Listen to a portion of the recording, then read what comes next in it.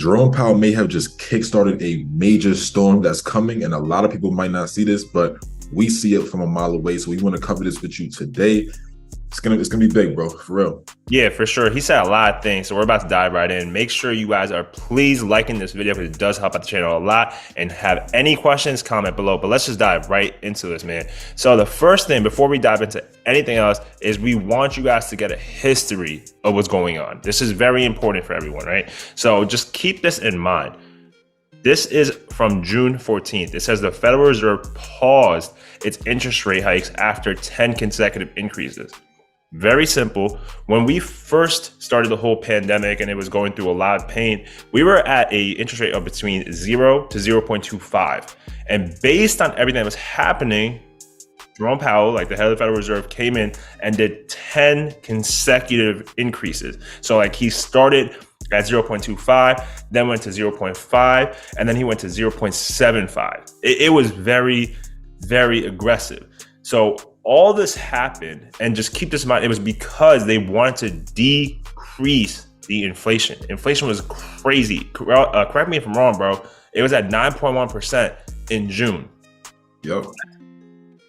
9.1% in June 2022. Exactly. So that was the highest. So it was like they had to figure out a way to bring it down, which in our eyes, they've been pretty successful. They've been able to bring it down 3%, but based on what Jerome Powell was talking about from the Jackson Hole meeting or the conversation, this is what happened.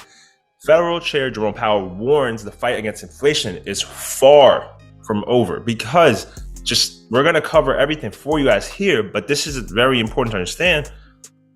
He does not care if the interest rate and inflation is not where he wants it to be. He doesn't care if it's close. He wants it to be exactly at 2%. He doesn't care about 3% inflation. He wants 2. So let's just dive right in, bro. I know you found this article, so let's just talk through it. Yeah, definitely. So like we said, he came out on Friday. He kind of had a little bit of a hawkish tone. I feel like everybody kind of looks at his tonality to see what is Jerome Powell's, like his aura, and then they base price action off of that when it comes to the stock market. And so, everyone was kind of scared when he came out. His speech wasn't too long, but if you scroll down, we'll kind of cover the highlights of what he was saying. So economic growth. All he was saying there was that the economy does look pretty good. And right now, on the surface, I would say like, he's done his job. Like, inflation was at 9.1%. He brought it down all the way to 3% just now on our most recent reading. And it's showing a lot of good signs. GDP looks good. As you see there in the article, GDP grew at stronger than expected rates. So it looks pretty good right now economically, and he acknowledged that. He's not unaware of that, obviously. He shouldn't be. And then, even pointing to the labor market, like he said, the labor market is still running strong. We have already seen that we're at like near record low unemployment. And it's right here for you. Yep. You see what I'm saying? And so the thing is, what Jerome Powell is worried about is the fact that, that's not really a good sign when it comes to inflation. Like usually if unemployment is so low, there's a potential that inflation could get an uptick. So even though we have made a lot of progress bringing inflation down, with unemployment at these levels and the labor market so strong, he's scared that, it could flare up at any second. Like he feels like it's almost like you have a disease and you're like treating the symptoms, but you're not curing the actual disease. As I feel like that's how he looks at it. Like inflation's coming down, but he's not sure if we're really healed yet. Have you really killed the bug? You know what I'm saying? That's what his big worry is. And if you just skip down to the inflation part right there and the inflation target, it's just him repeating to everybody, like, listen, we have made a lot of progress, but we are not at our target yet at 2%. And so the general consensus is pretty much that he's going to keep rates high and higher for longer with a potential. He's leaving it open for a potential additional rate increase. I know we were going to go over like the one that we'll do it right now.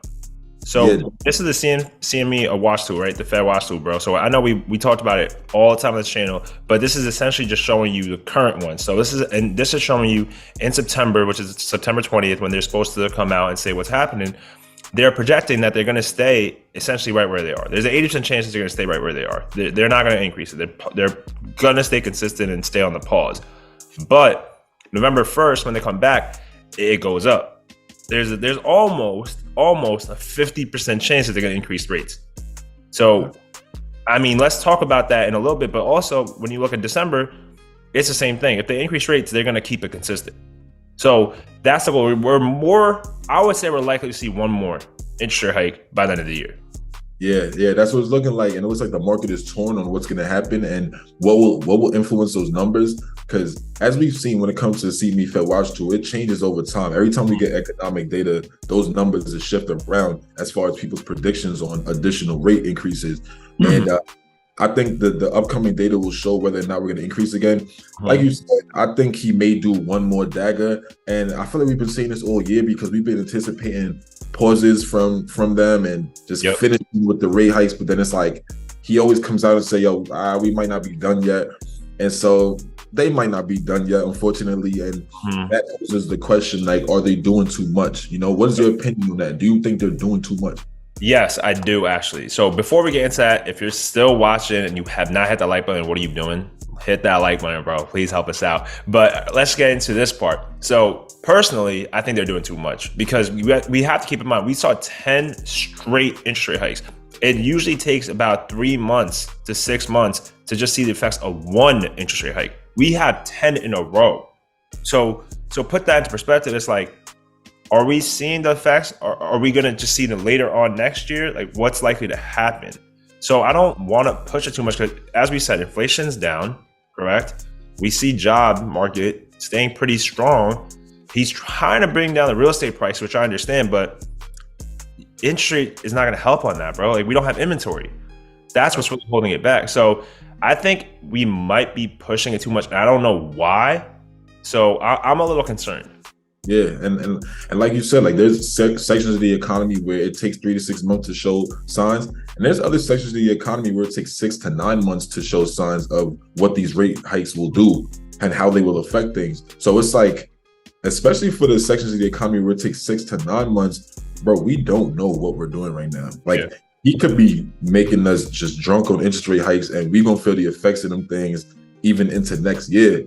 So to be this close to the target at 3% when we want it to be 2%, but we came from 9%. That's my thing. You know what I'm saying? We came from 9%, so we're super trending in the right direction, which the market has liked. We've been rallying all year. The stock market.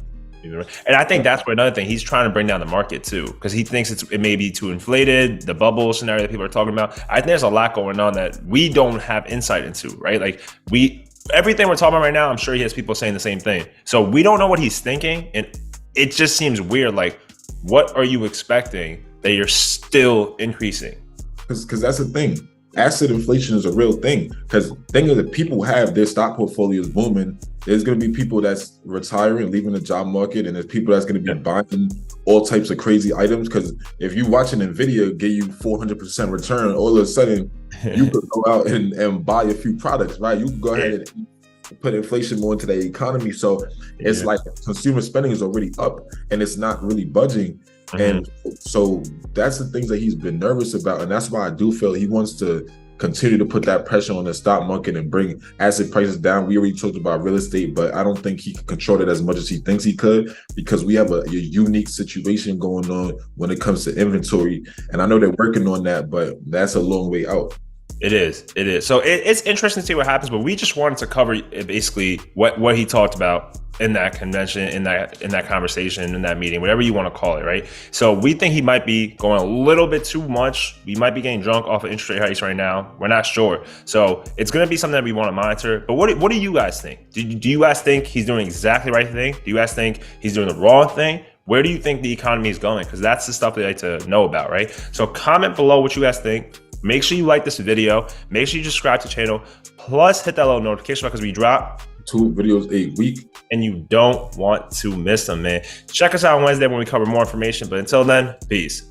Peace. Soundstripe.